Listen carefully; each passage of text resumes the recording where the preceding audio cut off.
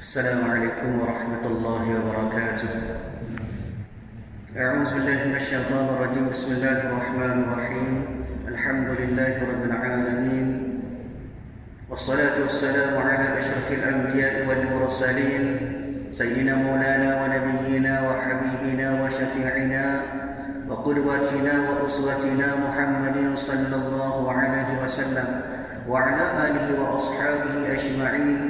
اللهم فقهنا في الدين وافتح علينا فتوح العارفين، واجعل أعمالنا خالصة لوجهك الكريم يا أرحم الراحمين. اللهم افتح علينا حكمتك وانشر علينا من خزائن رحمتك يا أرحم الراحمين. رب اشرح لي صدري ويسر لي أمري واحلل عقدة من لساني يفقهوا قولي، والحمد لله رب العالمين. آمين.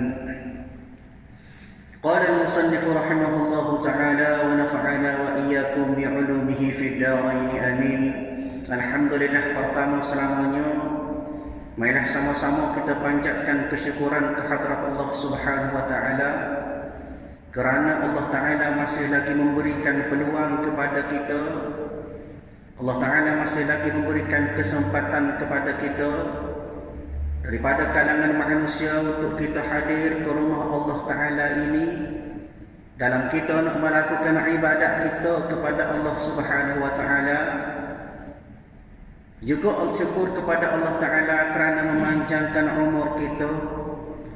Masih lagi diberi peluang untuk kita bernafas, untuk kita menikmati daripada segala nikmat-nikmat daripada Allah Ta'ala yang diberikan ataupun yang dikurniakan kepada sekalian manusia.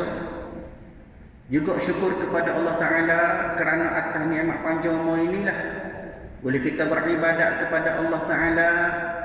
Yang paling penting dapat kita bertaubat di atas segala dosa-dosa yang telah kita lakukan kepada Allah Subhanahu wa taala, insya-Allah. Mudah-mudahan peluang yang Allah Taala beri ini kita guna sebaiknya, seterusnya kita menjadi daripada kalangan hamba Allah yang sentiasa dalam keredaan Allah Subhanahu wa taala, insya-Allah. Tuan-tuan, puan-puan, sidang jemaah yang dirahmati oleh Allah Subhanahu wa taala, kita sambung kuliah kita daripada kitab Penawar Bagi Hati pada muka surat 82, dan kita masih lagi berada pada bab ataupun pada tajuk sifat mahmudah ataupun penerangan-penerangan daripada sifat-sifat kepujian yang patut ada dalam diri kita supaya kita sentiasa dekat dengan Allah Taala, supaya kita sentiasa berada dalam jalan yang diridai oleh Allah Ta'ala. Seterusnya kita hampirkan diri kita kepada Allah Ta'ala serta kita kosongkan jiwa kita daripada selain daripada Allah. Kita berada pada tajuk yang kelima ataupun pada bab yang kelima daripada sifat mahmudah, iaitu daripada bab pada menyatakan syukur. Bila sebut syukur, satu perkataan yang Allah Ta'ala sebut dalam Quran, bahkan kata ulama mufassiri daripada ahlul Quran, daripada ulama-ulama Quran menyatakan kepada kita bahawa dalam Quran Allah Ta'ala sebut sebanyak 75 kali perkataan syukur. Kalimah syukur ataupun perkataan syukur, kata ulama, disebut sebanyak 75 kali. Bahkan kata ulama juga disebut juga perkataan bala, perkataan musibah tu, bala tu, kata ulama sebut sebanyak tula juga 75 kali juga. Maknanya sama banyak perkataan syukur dengan perkataan bala Allah Ta'ala sebut sebanyak 75 kali dalam Quran. Nah, ayatnya dalam kehidupan kita dua benda ni tak boleh lari dah. Kalau tidak dengan syukur, maka Allah Ta'ala beri bala kepada kita. Ini. Dan kata ulama disebut daripada kitab Madarijus Salikin pada bab 2 muka surat 244, maka syukur itu ialah iktiraf kita atas nikmat Allah Ta'ala dengan cara kita puji. Makna kita syukur kepada Allah Ta'ala dengan cara kita puji. Bukan setakat kita puji dengan lidah kita. Kita sebut kita syukur kepada Allah, kita ucap Alhamdulillah, itu sekadar dengan lidah kita. Tetapi juga dalam masa yang sama hati kita sentiasa zikrillah, sebut Allah Ta'ala semua. Dan ini begitu juga dengan anggota badan kita, tubuh kita, buat apa Allah Ta'ala redha. Dia buat apa Allah Ta'ala suruh. Kita tinggal daripada segala apa Allah Ta'ala tak redha, tinggal daripada segala apa Allah Ta'ala larang. Itu dikatakan sebagai makna syukur yang disebut dari kitab Madarijus Salikin pada bab 2 muka surat 244. Begitu juga dalam kitab Hasyiah As-Sabramilisi pada bab 1 muka surat 22 dalam kitab ini dikatakan oleh Ali Sabramilisi, dikatakan maka syukur ialah istilah seorang hamba dia guna segala nikmat Allah Ta'ala beri untuk taat kepada Allah.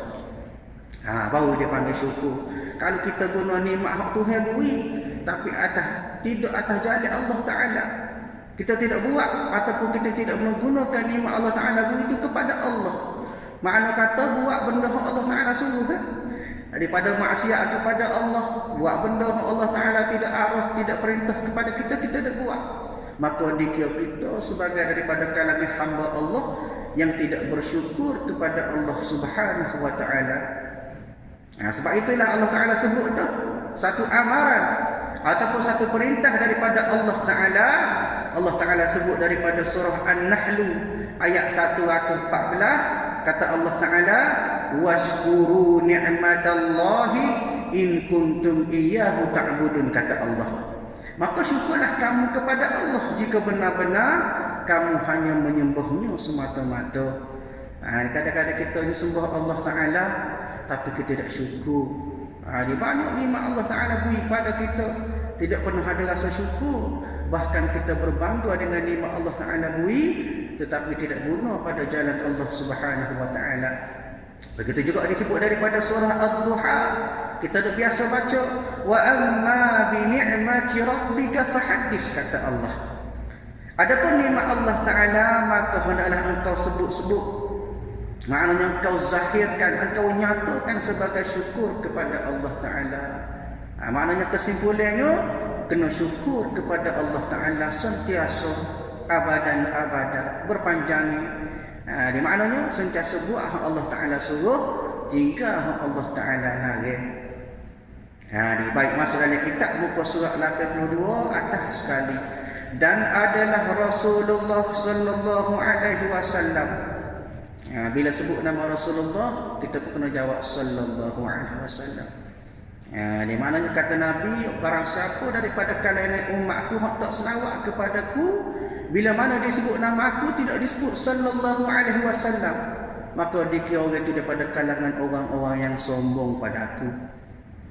Ini maknanya bila sebut Rasulullah ataupun Nabi Muhammad, kita sambung lalu sallallahu alaihi wasallam. Baik. Dan adalah Rasulullah sallallahu alaihi wasallam menangis di dalam sembahyang tahajud. Rasulullah ni rutin dia ataupun satu amalan dia tak pernah tinggal. Kata ulama, dia sembahyang tahajud setiap malam. Hingga kan satu ketika dia menangis.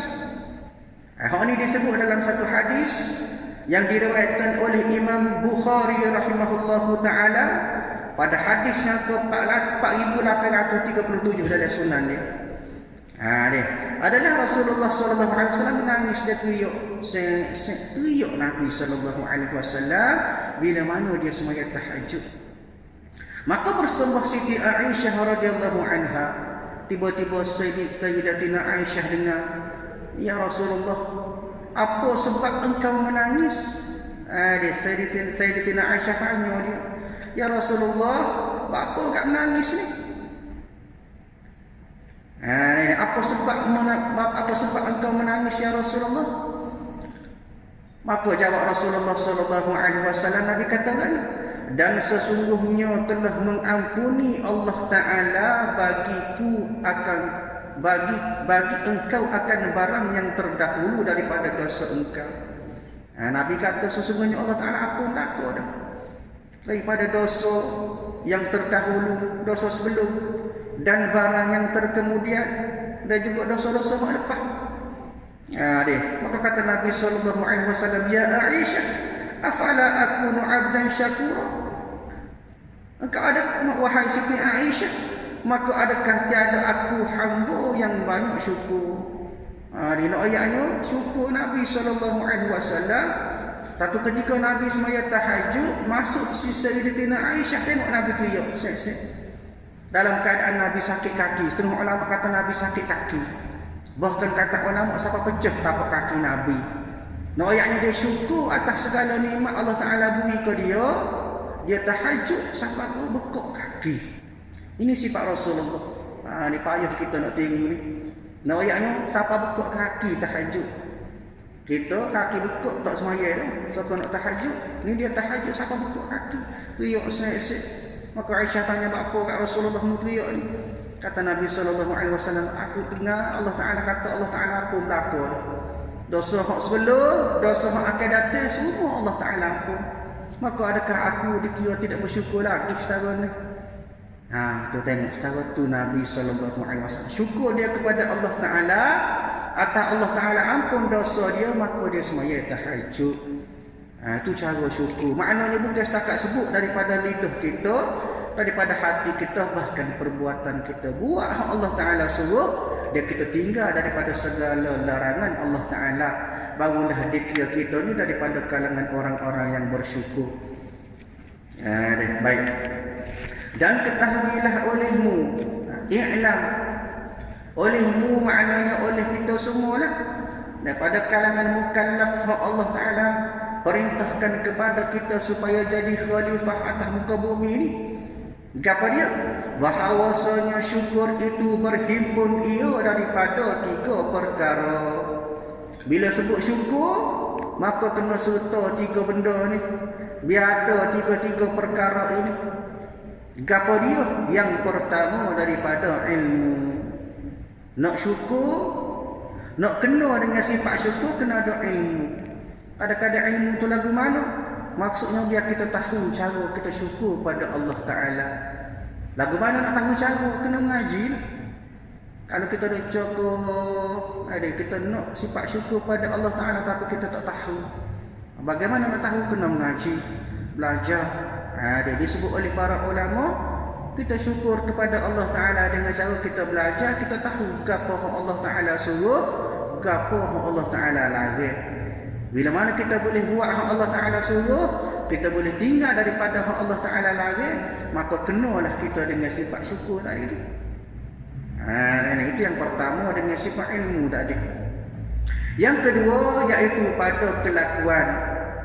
Dia kelakuan, mana dari segi perangai kita, dari segi af'al kita, perbuatan kita, biar kita boleh zahirkan rasa syukur kita kepada Allah Ta'ala daripada segala nikmat yang Allah Ta'ala beri kepada kita. Dan yang ketiga iaitu pekerjaan, maknanya perbuatan kita. Daripada segala kerja buat kita setiap masa, setiap saat, lagu mana kena dengan syukur kepada Allah Ta'ala tu. Adapun ilmu, maknanya ilmu pada kita nak tahu daripada bab syukur kepada Allah Ta'ala, maka bahawa mengetahui engkau akan bahawasanya segala nikmat itu daripada Allah Ta'ala. Kukuk mana pun nikmat itu daripada Allah Ta'ala. Maknanya orang ataupun kita terima nikmat tidak lain tidak bukan hanya daripada Allah Ta'ala. Marilah kukuk mana asbab sekalipun, semua datang daripada Allah Ta'ala. Sebab itulah dalam Quran sebut wa in ta'uddu ni'matallahi la tuhsuha, kata Allah. Kalau mu nak kira, mu nak hitung nikmat Allah kepada kamu, la tuhsuha, kata Allah, tak boleh nak kira. Daripada nikmat mata, nikmat telinga, nikmat pendengaran, nikmat mulut kita, lidah kita, daripada nikmat sihat tubuh badan, boleh buat kerja, boleh buat amal ibadat kepada Allah. Kita nak kira so-so tak boleh. Ayatnya banyak lah, satunya banyak, yang keduanya besar nikmat Allah Ta'ala bu. Dia kadang-kadang dengan nikmat Allah Ta'ala bu, itulah menyebabkan kita boleh mari aunillah, pertolongan daripada Allah Ta'ala. Dengan sifat Allah Ta'ala beri kepada kita daripada nikmat sihat, boleh buat amal, boleh sembahyang, boleh puasa, boleh selawat ke Nabi, semua ibadat kita buat atas nikmat sihat. Tu baru nikmat sihat. Nikmat lain lagi, daripada nikmat harta, dia makan minum cukup, ini segala-galanya, segala itu daripada Allah Ta'ala. Maknanya segala nikmat itu daripada Allah Ta'ala, tiada ada ia daripada yang lain daripadanya. Mana lain daripada Allah tak ada. Sebab lain daripada Allah tak boleh beri kepada kita. Sebab itulah zikir la ilaha illallah disebut dalam kitab Faridatul Fara'id fi ilmi al-aqaid. Dia katakan ta'rif dia sebenar, maksud la ilaha illallah tu la mustaghniya an kulli ma siwah wa la muftakiran ilaih kullu ma'adah illallah. Dia maknanya tidak adalah yang terkaya. Tidak terkaya makna tak ada dah paling kaya daripada segala sesuatu itu, dan berhajat kepadanya oleh tiap-tiap yang lain. Dan bila sebut istighna, terkaya, maknanya orang pakat dia nak ke dia belaka. Dia tidak nak kita, tapi kita nak ke dia. Siapa dia? Allah Ta'ala. Sentiasa berhajat kepadanya. Kita kaya secara mana pun tak boleh lain, tak boleh lawan kaya Allah Ta'ala. Sebab itulah segala nikmat daripada Allah Ta'ala. Dia. Dan jika melihat engkau akan nikmat itu datang daripada makhluk, dia maknanya tiba-tiba lah kita kata nikmat itu daripada makhluk. Orang duk beri kita pitih, orang duk beri kita makan ni, orang duk beri kita barang dan sebagainya. Dia orang beri itu maknanya nikmat juga tu datang daripada makhluk orang beri. Maka iaitu sebab jua, itu tu asbab. Dipanggil bahasa Arab disebut sebagai wasilah, perantaraan. Mari daripada Allah Ta'ala juga, tapi perantaraannya ialah manusia. Kadang-kadang Allah Ta'ala, contoh kita kata kita boleh kerja sehari-hari, saya cukup boleh boh bayar gaji.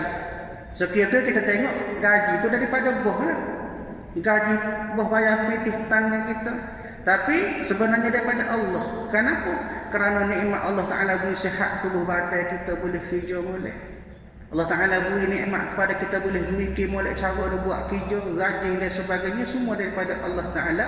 Maka boh kita tadi hanya sebagai asbab ataupun wasilah, perantaraan semata-mata. Hakikatnya daripada Allah Ta'ala jua lah. Ini baik, melainkan engkau hadirkan di dalam hati engkau. Maknanya kena buat mari perasaan syukur dalam hati kita. Bila pada tiap-tiap mendapat engkau akan nikmat. Maknanya bila kita terima nikmat, buat mari dalam hati kita, sebut dalam hati kita rasa syukur kepada Allah Ta'ala atas sebab nikmat Allah Ta'ala beri itu. Tak kira lah daripada nikmat duit ke, nikmat sihat ke. Sebab itu lazimkan diri kita untuk kita syukur. Kadang-kadang nikmat tu tak nampak, kita tak sedar nikmat tu Tuhan beri dah lama dah, sejak daripada lahir sampai apa kita learn ni. Dan nikmat apa? Nikmat kita boleh bernafas molek-molek, boleh menyawa, boleh ada kuasa, ada tenaga buat ibadat. Kita tak sedar.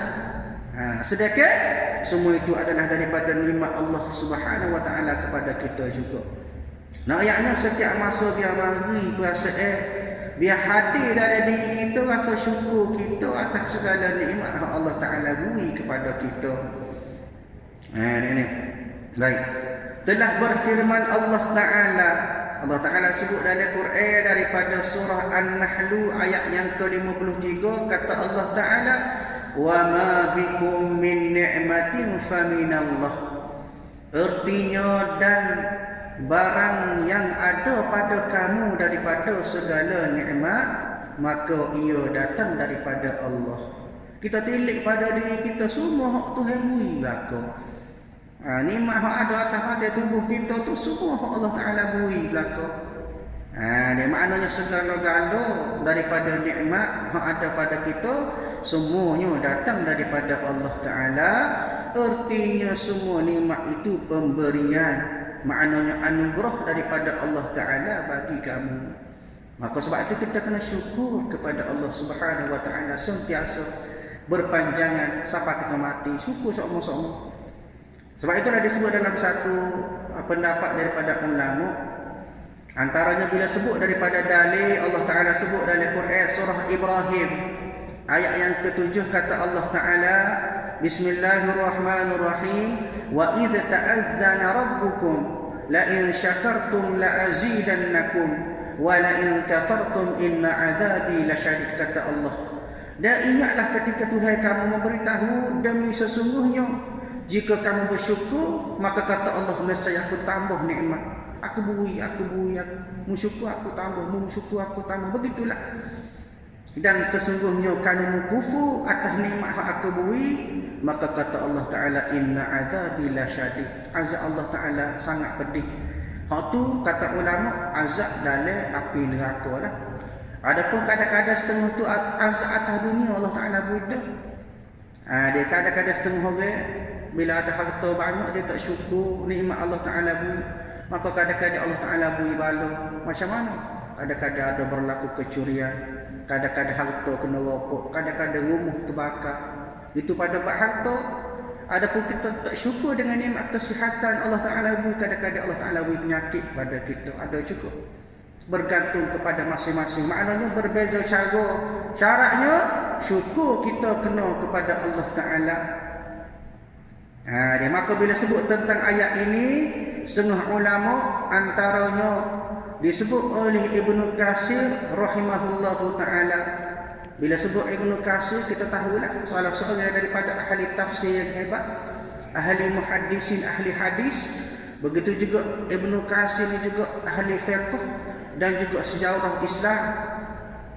Dia kata satu ketika dia melihat kepada satu peristiwa yang berlaku, juga diambil daripada hadis Imam Ahmad Ibn Hanbal. Maknanya Ibn Katsir cerita kepada kita, satu ketika dia ni mendengar Imam Ahmad meriwayatkan hadis daripada Nabi sallallahu alaihi wasallam.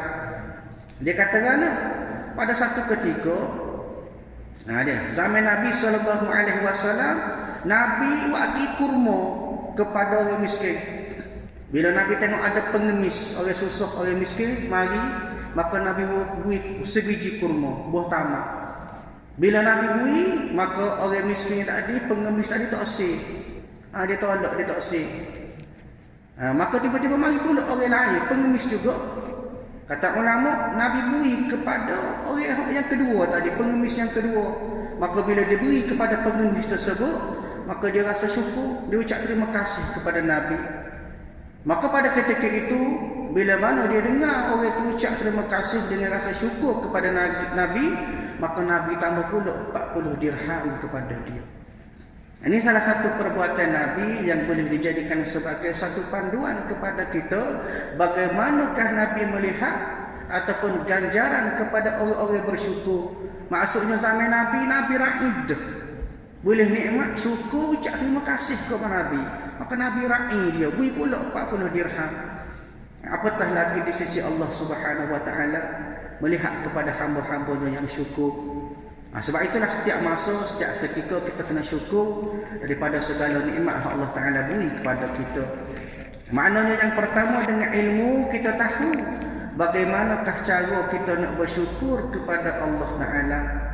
Yang kedua, dan ada pun kelakuan, maknanya perbuatan kita untuk syukur kepada Allah Ta'ala. Bagaimana cara dia? Maka engkau suka cita, engkau rasa gembira, engkau suka dengan Tuhan yang memberi nikmat. Di mana kita suka, kita kasih, kita sayang kepada Allah Ta'ala yang beri nikmat kepada kita, serta engkau membesarkan akan dia. Kita ta'zim, kita sentiasa sebut daripada nikmat Allah Ta'ala itu dan menghinakan akan diri engkau. Maknanya kok mana kita fikir kita ni lemah. Dia lemah. Kalau kita tidak lemah, kita tidak berhajat atas nikmat Allah Ta'ala. Kalau kita hebat, kalau kita kuat, apa kita tak berhajat kepada nikmat Allah Ta'ala lagi? Maknanya kita adalah lemah. Mana setiap masa kita menghinakan diri kita, kita tawaduk, kita rendah diri, jangan berasa angkuh. Tuhan beri, hak Allah Ta'ala beri itu adalah pinjaman dan nikmat daripada Allah semata-mata, semata aja. Itu dari segi kelakuan kita. Dan ada pun pekerjaan, maka iaitu bahawa engkau pakai segala nikmat itu pada yang disuruh Allah Ta'ala. Maknanya kita nak tahu kita ni syukur kepada Allah Ta'ala, maka dari segi perbuatan kita guna nikmat Allah Ta'ala beri pada jalan Allah Ta'ala. Tiada pada yang dilarangnya. Maknanya buat Allah Ta'ala suruh, kita tinggal Allah Ta'ala larang. Seperti engkau pakai akan mata engkau. Dia maknanya nikmat mata kita guna sebaik-baiknya.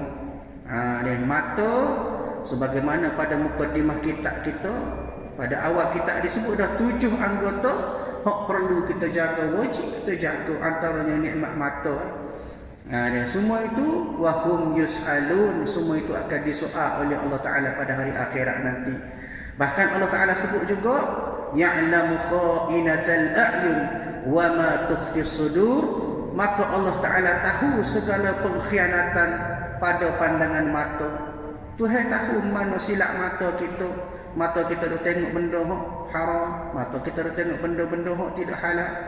Serta Allah Ta'ala tahu apa yang tersembunyi di dalam hati kita. Tuhan tahu belakang, tak payah duk susuk lah. Dia seperti engkau pakai akan mata pada melihat akan Quran. Maknanya cara betul kita tunjuk kita syukur kepada Allah Ta'ala ialah kita guna nikmat mata tu untuk tengok Quran. Ini untuk kita mengaji Quran, sebut ayat-ayat daripada ayat Quran dan kitab hadis dan kitab ilmu yang memberi manfaat. Itu baru betul cara syukur atas nikmat mata. Ini. Dan jangan engkau pakai akan dia pada melihat yang haram. Jangan kita guna mata atas guna untuk benda-benda haram. Lagu mana? Seperti kita tengok perempuan ajnabiyah. Apa dia perempuan ajnabiyah? Maknanya perempuan yang bukan mahram engkau. Makna jaga mata kita tundukkan pandangan mata daripada melihat perempuan yang bukan mahram ataupun ajnabi. Setengah orang tukar mahram ataupun muhrim tukar. Kita kena faham istilah mahram, orang yang haram nikah dengan kita, itu mahram. Adapun muhrim, orang yang dalam ibadat ihram, dia memakai pakaian ihram. Mana dalam keadaan dia buat ihram kepada dalam ibadat tu, ihram tu, maka tu dipanggil orang-orang yang muhrim. Setengah orang tukar, bukan muhrim dan sebagainya, dia tukar. Kena ingat mahram, betulnya bukan mahram, ataupun ajnabi. Ajnabi iaitu perempuan yang bukan mahram. Siapa dia? Orang-orang yang halal nikah dengan kita. Dia mahram, haram nikah dengan kita, macam mak kita, adik-beradik perempuan kandung kita, itu dipanggil mahram. Adapun muhrim dalam keadaan ihram. Jangan tukar. Maknanya kita jaga pandangan mata daripada melihat perempuan, antaranya perempuan ajnabiyah iaitu bukan mahram. Hak halal nikah dengan kita, tunduk jangan tengok, jaga pandangan. Dan bukan isteri engkau, maknanya lain daripada isteri engkau, tak suruh tengok. Dia termasuk dalam orang-orang ataupun perkara-perkara yang haram untuk kita tengok. Dan bukan sahaya engkau, maknanya bukan hamba. Ini hamba ni zaman dulu lah, zaman Rasulullah dulu, zaman-zaman jahiliyah dulu, zaman-zaman masa ada sahaya lah, dah ni tak ada dah. Dia bukan kalau ni orang gaji tu bukan sahaya kita. Dia orang gaji tu kita bayar, kita upah dia. Sahaya ni milik kita, zaman dulu ada. Dan seperti engkau belanjakan harta engkau pada nafkah anak bini engkau. Maknanya kita guna mata untuk kita cari nafkah kepada anak isteri kita. Apa dia nafkah tu? Disebut oleh para ulama, antaranya disebut dalam kitab Mughni Muhtaj pada bab yang keempat muka surat 542, nafkah ialah antaranya diberi kepada yang di bawah tanggungnya. Apa dia? Dari rezeki makan ni, bagai dapur dia, pakaian dia, tempat tinggal, kemudian alat-alat taharah, alat-alat bersih diri. Itu dipanggil nafkah. Adapun kalau ada pendapatan kita lebih, ada harta lebih, boleh lebih, maka ulama kata harus membelanjakan harta kita untuk nafkah kepada anak-anak dan isteri kita. Itu dipanggil nafkah. Maknanya guna mata untuk mencari nafkah kepada anak isteri. dan pada menuntut ilmu. Guna mata juga, nikmat mata, syukur ialah bila mana kita guna untuk kita cari ilmu, dan untuk mendapatkan ilmu yang menjadi kewajipan kepada kita daripada ilmu fardu ain, fardu kifayah dan sebagainya, dan menunaikan haji. Maknanya semua ini atas tindakan mata kita. Nikmat mata Allah Ta'ala beri, guna atas nikmat ibadat kepada Allah Ta'ala di atas benda-benda yang halal di sisi Allah Ta'ala, tiada pada maksiat.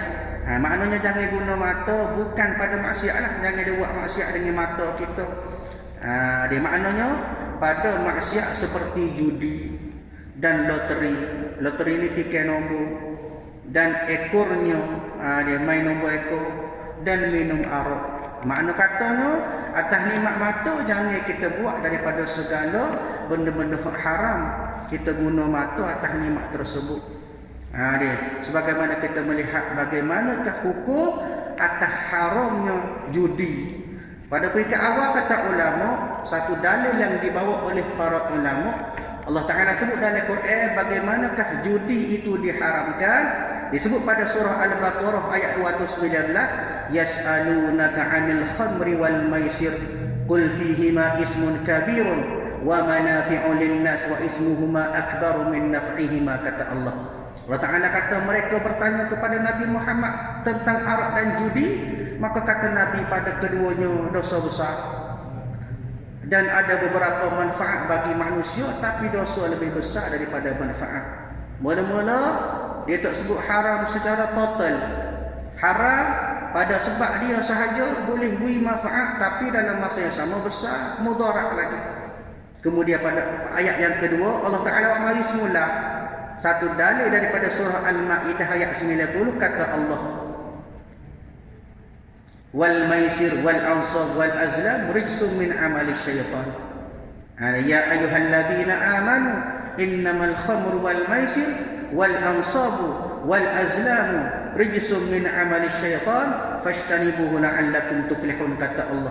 Wahai orang-orang yang beriman, maka mungkin ingat bahawasanya arak, kemudian judi dan puja berhala, kemudian mengundi nasib, main loteri, main nombor, adalah semuanya kotor dan keji dari sisi perbuatan syaitan. Maka oleh itu hendaklah kamu menjauhinya supaya kamu berjaya. Ini satu dalil kepada kita bagaimana Allah Ta'ala telah mengharamkan judi, arak, dan juga kita tilik nasib, dia main teka, main nombor ekor, semua itu merupakan satu amalan ataupun perbuatan-perbuatan yang keji, bahkan daripada perbuatan syaitan. Sebab itulah tuan-tuan, puan-puan yang dirahmati oleh Allah Ta'ala, guna nikmat mata atas tanda syukur kita kepada Allah Ta'ala. Tengok tempat ibadat, buat segala benda-benda yang Allah Ta'ala suruh. Itulah dikatakan sebagai kita syukur daripada nikmat Allah Ta'ala beri dengan segala anggota yang ada pada diri kita. Dan ketahuilah olehmu bahawasanya tiada sempurna syukur itu. Wallahu a'lam bissawab. InsyaAllah kita sambung kuliah pada masa akan datang. A'udzubillahi minasyaitonirrajim. Bismillahirrahmanirrahim. Alhamdulillahirabbil alamin. Wassalatu wassalamu ala asyrafil anbiya'i wal mursalin wa ala alihi wa ashabihi ajma'in. Allahumma inna nas'aluka ridhaka wal jannah wa na'udzubika min sakhatika wan nar. Allahumma innaka 'afuwun karimun tuhibbul 'afwa fa'fu 'anna wa 'an walidina wa 'an jami'il muslimina wal muslimat wal mu'minina wal mu'minat برحمتك يا ارحم الراحمين. ربنا آتنا في الدنيا حسنة وفي الآخرة حسنة وقنا عذاب النار. وصلى الله على سيدنا محمد وعلى آله وأصحابه أجمعين والحمد لله رب العالمين. السلام عليكم ورحمة الله وبركاته.